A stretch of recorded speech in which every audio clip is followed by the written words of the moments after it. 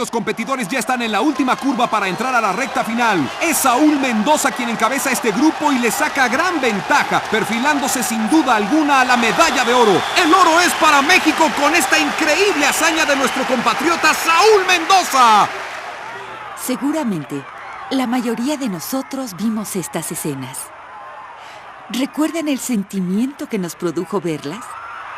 ¿Recuerdan la emoción al escuchar nuestro himno nacional en el Estadio Olímpico de Sydney, repleto de gente?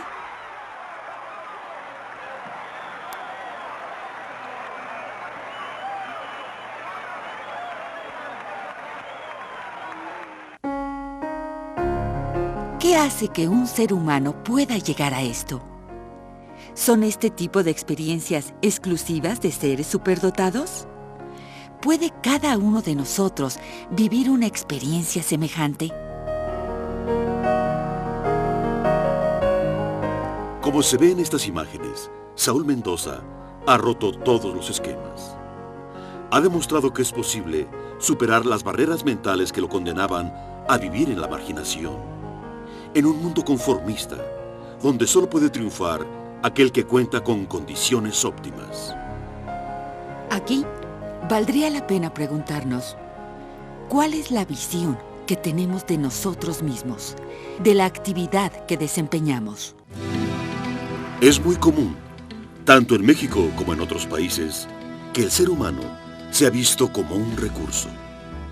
Así lo vemos, así nos vemos, nos vendemos así. La mayoría de las organizaciones de alta competencia internacional tienen departamentos de recursos humanos. Es común oír hablar de capital humano, de factor humano. Se usa y se manipula al trabajador como el mejor de los recursos. Por eso, ya desde el siglo XIX se afirmaba: estos obreros, obligados a venderse al detalle, son una mercancía como cualquier otro artículo de comercio, sujeta, por tanto, a todas las vicisitudes de la competencia, a todas las fluctuaciones del mercado. ¿Qué consecuencias produce esto? Si la persona es vista como un recurso, entonces su trabajo se convierte en una mercancía y, como tal, se compra y se vende al mejor postor. Por eso, también se afirmaba: es verdaderamente vergonzoso e inhumano el abusar de los hombres, como si no fuesen más que cosas, exclusivamente para las ganancias, y no estimarlos, sino en tanto cuanto valgan sus músculos y sus fuerzas. Una perspectiva así reduce dramáticamente la actividad humana. Y como consecuencia de esto, las organizaciones se convierten en campos de batalla, donde lo importante es obtener el mayor provecho individual. Los grupos se organizan con el único objetivo de defender sus propios intereses. Desde el punto de vista de las organizaciones, el factor clave es obtener mayor productividad al menor costo posible. Pero, ¿qué se entiende por productividad? La búsqueda exagerada de un valor agregado que generalmente se traduce en una forma de explotación del hombre por el hombre. Así, el dinero se convierte en el aspecto central y único del proceso productivo. ¿Puede en estas circunstancias el ser humano tener conciencia de sí mismo y experimentar satisfacción por lo que hace? Resulta prácticamente imposible si es reducido, minimizado y, lo más grave, si él mismo se concibe como un recurso cuyo único valor está en generar utilidad. ¿Existe una forma diferente de ver al ser humano, al trabajo, a las organizaciones y a la productividad? Indudablemente. Lo primero es reconocer que el trabajador es una persona.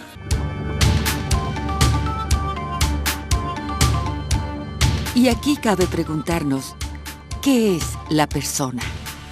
La persona es el nivel donde la naturaleza adquiere conciencia de sí misma. ¿Por qué decimos esto? Porque la persona es el nivel de la pregunta. Solo el ser humano es capaz de cuestionar y de cuestionarse. La pregunta es la clave indispensable que nos permite conocer. Nada más humano, difícilmente algo más crítico que un niño de 8 años preguntando ¿por qué? Esta es la postura que nos permite desarrollarnos y crecer.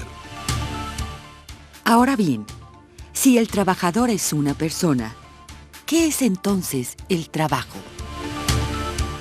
Es el medio a través del cual el ser humano se relaciona, descubre y transforma la naturaleza para su beneficio y el de los demás. Por medio del trabajo, la persona alcanza lo más importante, la conciencia de sí mismo, del medio que le rodea y del valor de los demás. Esto es lo que libera al hombre de todo intento de convertir su trabajo en una mercancía, porque lo hace más dueño de sí mismo y de su trabajo.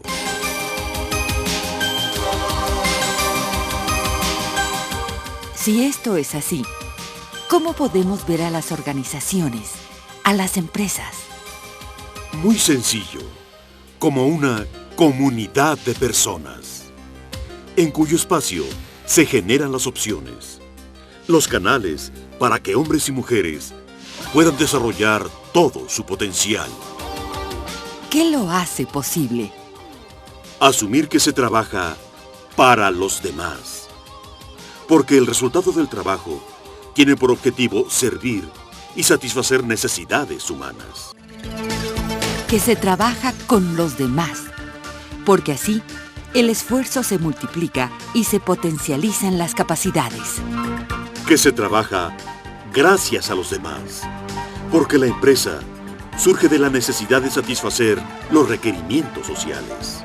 Entonces, y por último, la productividad adquiere su justa dimensión.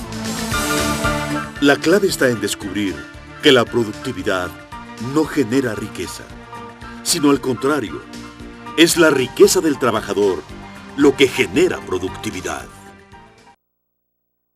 Y vemos a Juan Ignacio Reyes en un cerrado final impulsándose increíblemente con todo su cuerpo para llevarse la medalla de oro a casa. Así es para México la medalla de oro en un asombroso final que logra Juan Ignacio Reyes. Sí, también nosotros podemos experimentar en la actividad diaria una experiencia semejante.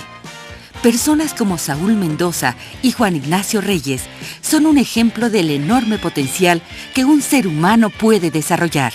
Aprovechemos la oportunidad de romper todas las barreras que nos limitan y de cambiar nuestra mentalidad para descubrir en el presente un futuro con posibilidades inimaginables de desarrollo para todos.